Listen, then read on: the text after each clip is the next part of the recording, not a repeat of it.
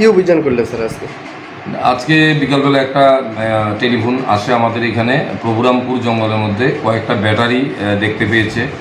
তো সাথে সাথে আমি থানা থেকে আমাদের দুজন অফিসারকে পাঠাই ওখানে গিয়ে প্রভুরামপুর জেলটা পার হয়ে এখানে জঙ্গলের মধ্যে 4টা গাড়ির ব্যাটারি অপরিত্যক্ত অবস্থায় পড়ে আছে। তো ওই ব্যাটারিগুলা নিয়ে আশেপাশে জঙ্গলগুলো আরেকটু তল্লাশি করার পর কিছুক্ষণ সামনে জঙ্গলের ভিতরে দেখা যায় একটা নতুন পালসার বাইকও পড়ে আছে। তো বাইকটা সহকারে ব্যাটারিগুলা থানাতে নিয়ে আসে। বাইকটার নাম্বার TR01AN5971 পালসার বাইক। তো এখানে জঙ্গলে আশেপাশে কোথায় বাড়িঘর নেই, আইসোলেটেড জায়গা। তো আমরা 4টা ব্যাটারি এবং বাইকটা আমরা সিজ করেছি।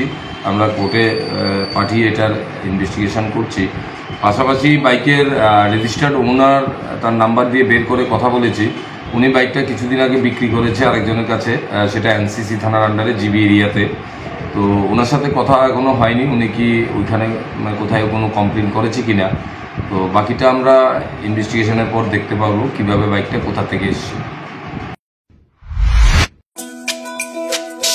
তুমি আছো রান্নাঘরে, তাই সুগন্ধে ভরে, যা খুশি তেমনই খাই তোমার জাদুর রান্নায়। থাকে শুধু লংতরাই, থাকে শুধু লংতরাই, কত কেজি রান্না হয় মন তাই করছো জয়।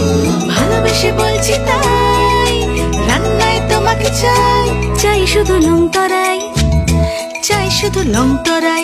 লংতরাই গুঁড়ো মশলা, রান্নায় তোমাকে চাই, চাই শুধু লংতরাই।